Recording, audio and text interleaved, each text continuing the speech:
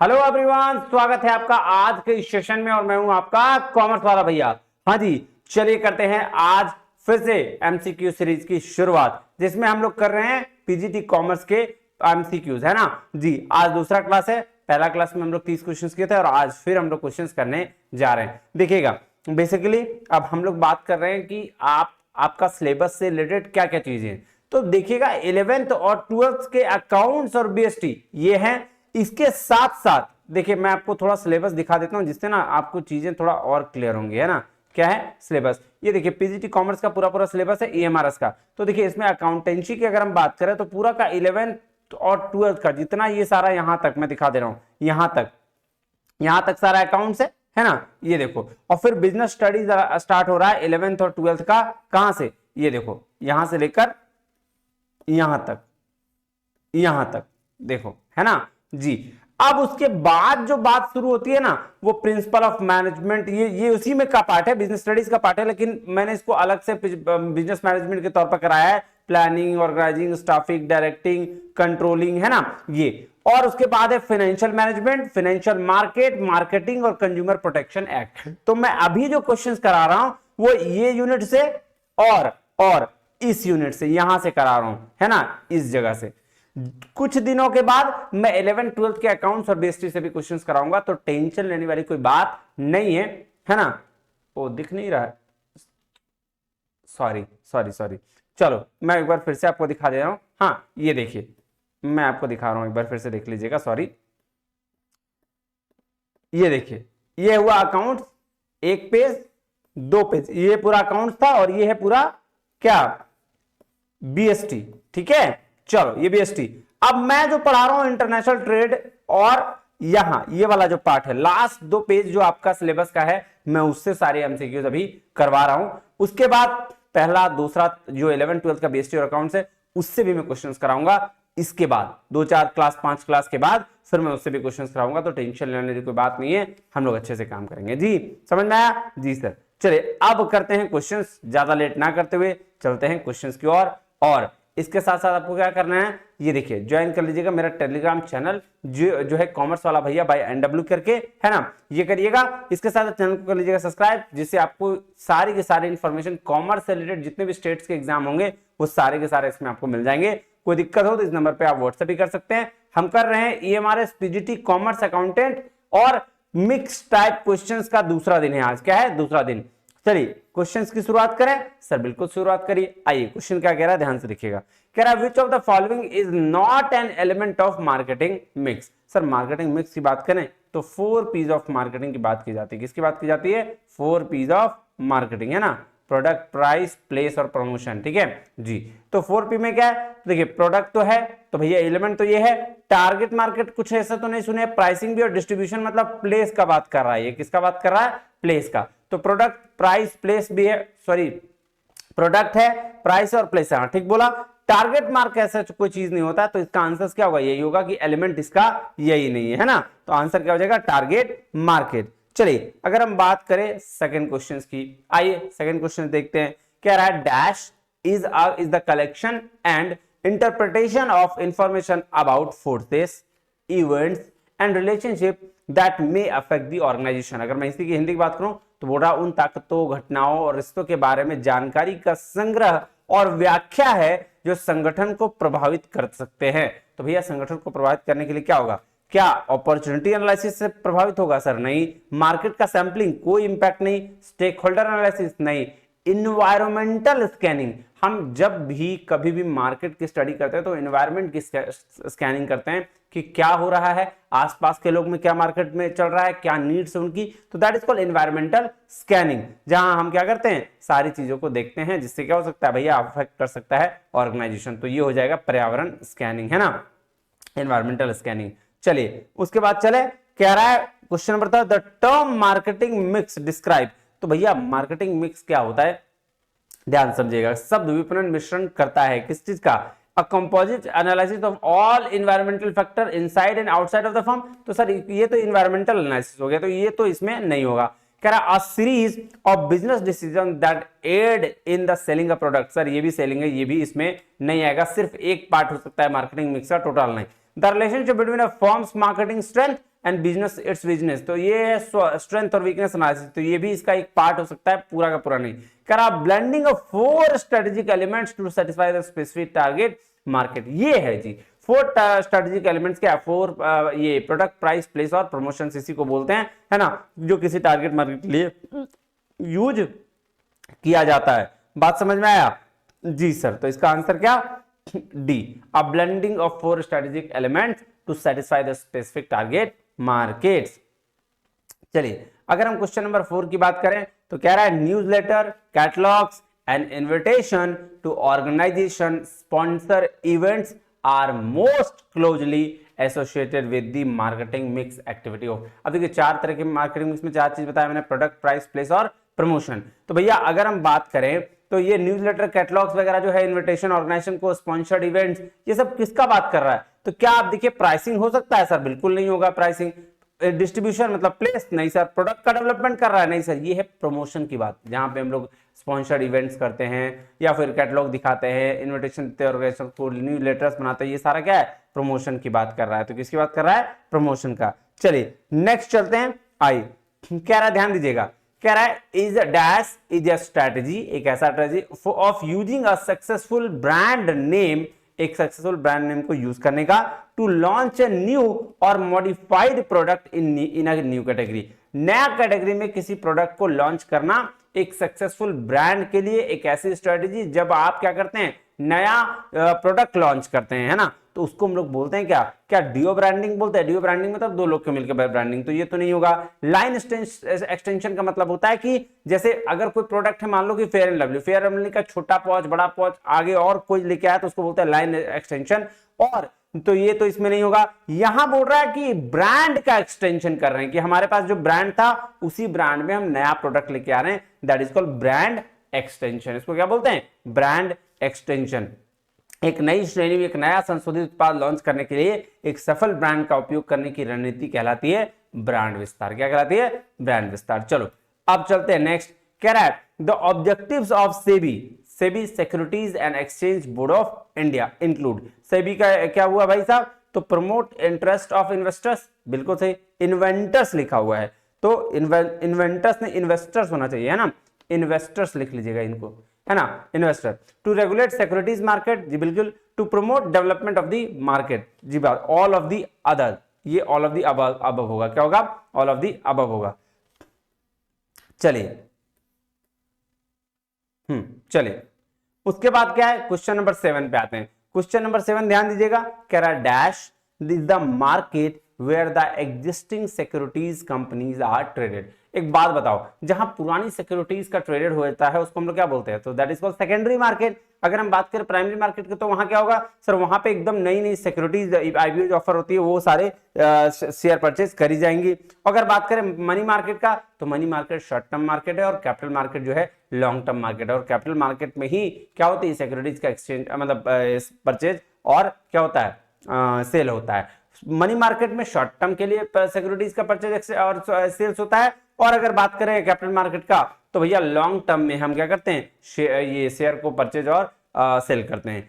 Capital market का ही 2 type, primary और secondary होता है। प्राइमरी में हम क्या करते हैं? तो भैया नया शेयर इशू करके नया चीज को पे डील करते हैं, और सेकेंडरी में एग्जिस्टिंग सिक्योरिटीज पे डील किया जाता है। तो आंसर क्या हो जाएगा? सेकेंडरी मार्केट, यानी कि द्वितीयक बाजार। चलिए क्वेश्चन नंबर आते हैं 8 पे। The regulatory body of the mutual fund in India are, कौन सा sir? SEBI, securities and exchange board of India, इसको बोलते हैं सेबी। चलो क्या कह रहा है? The maturity of the certificate of deposit CD issued by bank varies from, कितना दिन का होता है भैया? ये 7 दिन से 1 साल के लिए होता है। कितने दिन के लिए? 7 days to 1 year। तो ये 7 दिन से 1 वर्ष तक के लिए कमर्शियल डिपॉजिट होता है। ठीक है, ये बात ध्यान में रखिएगा। कह रहा है question number 10, NBFC stands for, NBFC का फुल फॉर्म क्या है? तो इसको बोलते हैं नॉन बैंकिंग फाइनेंशियल कंपनी। क्या बोलते हैं? नॉन बैंकिंग फाइनेंशियल कंपनी, ये बात ध्यान में रखिएगा। चलिए क्वेश्चन नंबर 11 पे चलते हैं। क्या चलते हैं भैया? कह रहा है के इक्वल टू आर। एक बात बताना, जब मैंने वॉल्टर मॉडल पढ़ाया था तो मैंने क्या बोला था? डिविडेंड के लिए, पूरा डिविडेंड की बात करता हूं, तो जब पूरा डिविडेंड पढ़ाया था तो उस समय मैंने क्या बोला था? के ही बोलते हैं जो फर्म अर्निंग करता है, और आर बोलते हैं जो ये सॉरी केई बोलते हैं जो क्या बोलते हैं इसको, शेयर होल्डर अर्निंग करता है, और आर बोलते हैं जो कंपनी अर्निंग करती है। तो भैया अगर वॉल्टर मॉडल की बात माने तो वॉल्टर मॉडल क्या कहता है कि भैया अगर के बराबर आर है तो आपको जो मन करता है वो कर सकते हैं, चाहे आप डिविडेंड पे आउट करिए या फिर अपने पास रख लीजिए, ये बात कहता है। लेकिन अगर गॉर्डन मॉडल की बात करें तो जस्ट कहता है कि नहीं भैया के बराबर आर है, मतलब शेयर होल्डर मेरे बराबर कमा रहा है, हो सकता है फ्यूचर में कम कमाएगा, तो हमको क्या करना है, हमको अपना ये डिविडेंड वापस दे दो, हम नहीं रखेंगे इसके पास। तो खैर यहाँ वॉल्टर मॉडल है, तो वॉल्टर मॉडल की अगर बात करें तो इसमें क्या नहीं होगा, डिविडेंड पे आउट रेशियो नहीं होगा, है ना, ये नहीं होगा। अर्निंग पर शेयर ये हो जाएगा, और डीपी एक मिनट क्या होगा, कह रहा under what which of the following is irrelevant. अच्छा इररिलेवेंट है तो डीपी रेशियो इररिलेवेंट है, क्या इररिलेवेंट है, dividend pay out ratio. Earning per share होगा, डिविडेंड और पर शेयर भी होगा, ये रिलेवेंट नहीं, रिलेवेंट है। इररिलेवेंट की बात कर रहा है तो डिविडेंड पे आउट रेशियो होगा, क्या होगा, डीपी रेशियो। चलो नेक्स्ट चलते हैं, कह रहा है MM model argues that dividend is irrelevant. हाँ, मोदी गिलानी साहब ने कहा था कि क्या है, डिविडेंड क्या है, इररिलेवेंट है, ठीक है। तो डिविडेंड अगर इररिलेवेंट है तो देखो क्या कहता है, कह रहा है कि the value of firm depends upon the earning power. यही तो इन्होंने कहा था, इन्होंने क्या कहा था कि भैया डिविडेंड जो है डिसीजन है इररिलेवेंट है, सारा का सारा डिपेंड्स किस पे करता है, अर्निंग पावर पे कहता है। तो यही बात इन्होंने कहा था, तो इसीलिए आंसर यही हो जाएगा। चलिए गॉर्डन मॉडल क्या था, डिविडेंड का रिलेवेंस इज सेम एज, भैया अगर बात करें गॉर्डन मॉडल ऑफ डिविडेंड का तो इन्होंने कहा था कि constant growth of model of equity valuation, ये बात करिए गॉर्डन मॉडल ने। गॉर्डन मॉडल का फॉर्मूला क्या होता है, ग्रोथ, है ना, ग्रोथ की बात करा है, तो कांस्टेंट ग्रोथ की बात करा है किसने, इक्विटी वैल्यूएशन में। तो ये बात गॉर्डन चाचा ने कहा था। Debt financing is cheaper source of finance because of, किसकी वजह से सर, डेट फाइनेंसिंग इजी इसलिए था क्योंकि हमको उस पर टैक्स का डिडक्शन मिलता है, नहीं, डिडक्टिबिलिटी ऑफ इंटरेस्ट ऑफ टैक्स, तो इसकी वजह से ये आपको क्या मिलेगा, क्योंकि मैंने बताया था ना कि भैया इसीलिए तो आपका वॉल्टर मॉडल इजी है ना, इसीलिए हम लोग क्या करते हैं कि भैया सॉरी क्या बोलते हैं इसको, कैपिटल स्ट्रक्चर में हम लोग कहते हैं ना कि डेट के यूज करने की वजह से क्या होता है सर, डेट के यूज करने की वजह से फर्म की वैल्यू बढ़ जाती है। क्यों, क्योंकि डेट की वजह से, क्योंकि डेट पे हमको इंटरेस्ट मिलता है, किसका, टैक्स पे, टैक्स का डिडक्शन मिलता है किस पे, इंटरेस्ट पे, नहीं, जो भी पैसा लगना होता है उसका इंटरेस्ट का हमको डिडक्शन सारा का सारा मिल जाता है। तो वही बोल रहा है टैक्स डिडक्टिबिलिटी ऑफ इंटरेस्ट, आंसर होना चाहिए सी। चलिए क्वेश्चन नंबर अगर हम 15 की बात करें तो कह रहा है dividend pay out ratio is, क्या हो गया भाई, dividend pay out ratio equal to होता है क्या, dividend per share into equity पर शेयर, तो ये बात है डिवाइडेड बाय, ये हो गया इसका आंसर। अब चलिए क्वेश्चन नंबर 16 देखते हैं क्या कह रहा है, कह रहा है What is the primary role of organization goals in performance management? तो बोल रहा है क्या है प्राइमरी रोल ऑर्गेनाइजेशन गोल्स का जब परफॉर्मेंस मैनेजमेंट की बात हो तो क्या है भैया, क्या डिमोटिवेट करना एम्प्लॉइज को, बिल्कुल भी नहीं सर। टू क्रिएट एम्बिग्युइटी, मतलब कार्यस्थल पर अस्पष्टता पैदा करना, नहीं सर बिल्कुल भी नहीं। To provide a basis for evaluating performance, हाँ प्रदर्शन के मूल्यांकन के लिए आधार प्रदान करना, ये इसका क्या है, ऑर्गेनाइजेशन गोल है। डिस्करेज गोल अचीवमेंट, सर डिस्करेज करने के लिए ये नहीं है, तो आंसर हो गया सी, क्या हो गया जी, सी। चलिए अगर हम बात करें 17 की, किसकी बात कर रहे हैं, 17 की, तो कह रहा है which of the following is an example of short term organisational goal. अब देखिए शॉर्ट टर्म ऑर्गेनाइजेशनल गोल की अगर हम बात करें तो लॉन्ग टर्म शॉर्ट टर्म में क्या फर्क है, आइए अब देख लेते हैं। कह रहा है एक्सपेंडिंग इनटू न्यू मार्केट, तो सर ये तो लॉन्ग टर्म ऑर्गेनाइजेशनल गोल है, ये नहीं होगा। कह रहा है achieving a 10% increase in the revenue in this quarter, 3 महीने के लिए शॉर्ट टर्म गोल, यही तो इसका आंसर है। Becoming an industry leader with in 5 years, तो ये तो लॉन्ग टर्म गोल है, ये तो नहीं होगा। Improving employ engagement over the next decade, तो अगले 10 साल की बात कर रही है, तो ये भी लॉन्ग टर्म गोल है। अब देखो long term goal short term goal का क्या मतलब हुआ, लॉन्ग टर्म गोल कहने का मतलब है जब साल भर 2 साल के बाद के लिए गोल बनाते हैं हम उसको हम लॉन्ग टर्म गोल बोलते हैं। विद इन ईयर्स जो गोल बनते हैं वो शॉर्ट टर्म गोल्स में आते हैं, नहीं कि हमको ये काम कंप्लीट कर लेना है 10 दिन में, 1 महीना में, 2 महीना में, 3 महीना में, 6 महीना में, तो ये शॉर्ट टर्म गोल्स हो गए। लेकिन अगर लॉन्ग टर्म की बात करें तो साल भर के बाद जो चीजें होती है वो लॉन्ग टर्म गोल कहलाती है ना, ये बात ध्यान में रखिएगा। चलिए अब है क्वेश्चन नंबर 18, क्या कह रहा है 18 देखते हैं। कह रहा है which type of organisational goal is closely linked to an organisation mission and values. तो भैया ये जो गोल होते हैं ना, क्या विजनरी गोल होते हैं? सर नहीं। शॉर्ट टर्म गोल्स कभी मिशन और वैल्यूज में नहीं आ सकता। Tactic goals? सर नहीं, ये होते हैं स्ट्रैटेजिक गोल्स। जो हम स्ट्रैटेजी बनाते हैं लॉन्ग टर्म के लिए, विजन के लिए, वो हमारे साथ हमेशा क्या होते हैं? संगठन कह रहा है किस प्रकार की संगठनात्मक लक्ष्य किसी संगठन के मिशन और मूल्यों से निकटता से जुड़ा हुआ है, तो वो होते हैं रणनीतिक लक्ष्य। कौन सा लक्ष्य? रणनीतिक लक्ष्य, स्ट्रैटेजिक गोल्स। चलिए अगर हम बात करें what is the main purpose of cascading goals in organisation, तो क्या मेन पर्पस है भैया? कह रहा है to keep all goals at the top level management. सारे गोल्स को आप टॉप लेवल मैनेजमेंट पे नहीं दे सकते, तो ये तो गलत बात है, ये मेन पर्पस नहीं हो सकता है।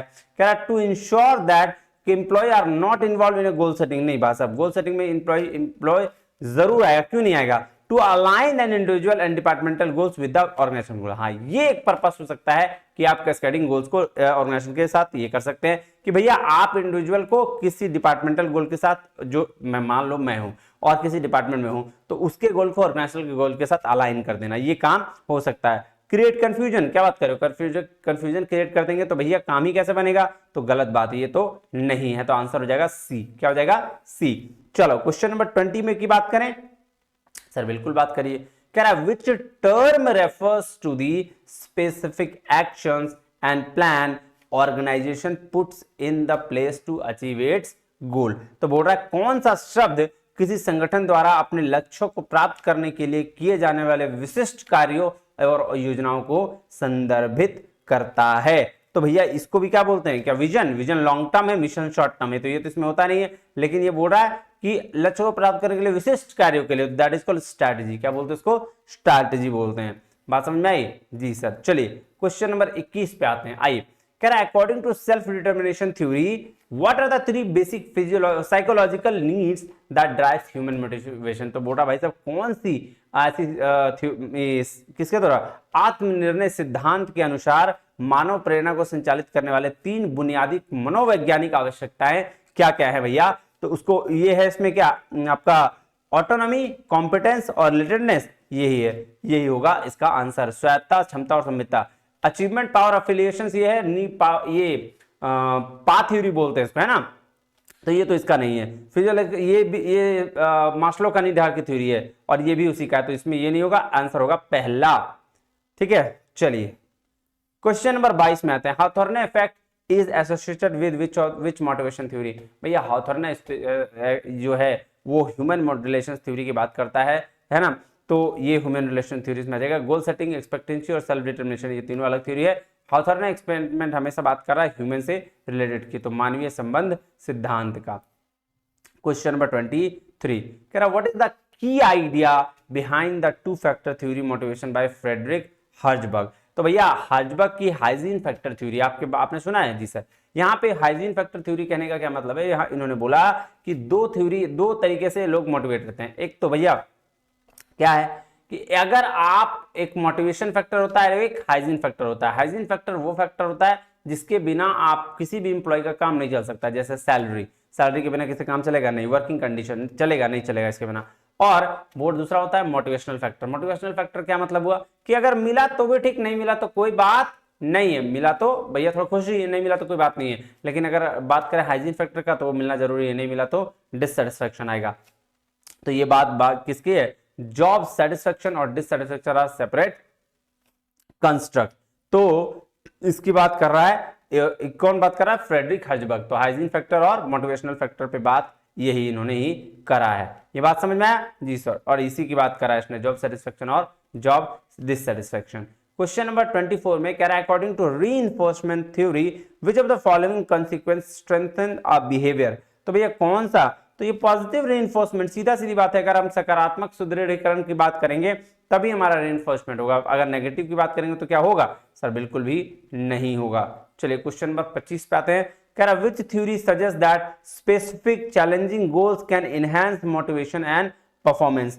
तो क्या बोल रहा है? कौन सा सिद्धांत बताता है कि विशिष्ट चुनौतीपूर्ण लक्ष्य निर्धारित करने से प्रेरणा और प्रदर्शन बढ़ सकता है? तो ये सिद्धांत जो है वो है गोल सेटिंग थ्योरी। क्या? लक्ष्य निर्धारण सिद्धांत। इसको क्या बोलते हैं? लक्ष्य निर्धारण सिद्धांत कहा जाता है। चलिए उसके बाद नेक्स्ट क्वेश्चन पे चलते हैं। कह रहा है which of the following methods are used for valuation of goodwill. भाई साहब सुपर प्रॉफिट मेथड भी है, वेटेड एवरेज प्रॉफिट भी है और एवरेज प्रॉफिट मेथड, यानी कि all of the above. Answer होगा डी। क्या होगा?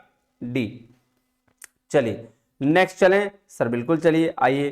कह रहा है which of the following factors is not affecting the goodwill of a company. कौन सा है जो अफेक्ट नहीं करेगा गुडविल को, है ना? निम्नलिखित में से कौन सा कारक किसी कंपनी की साख को प्रभावित नहीं कर रहा है या नहीं कर सकता है? Location of the company customers. भाई साहब location of the company customer यही तो है जिसको कोई मतलब नहीं। लोकेशन से क्या मतलब है, किसी को कोई मतलब नहीं है, तो आंसर इसका यही होगा। क्या होगा? यही होगा इसका, क्योंकि बोल रहा है कौन सा इफेक्ट नहीं कर सकता है। नेचर ऑफ बिजनेस इफेक्ट करेगा, एफिशिएंसी ऑफ कंपनी मैनेजमेंट करेगा, नॉन ऑफ द अबव होगा नहीं, तो लोकेशन से इसका आंसर निकल जाएगा।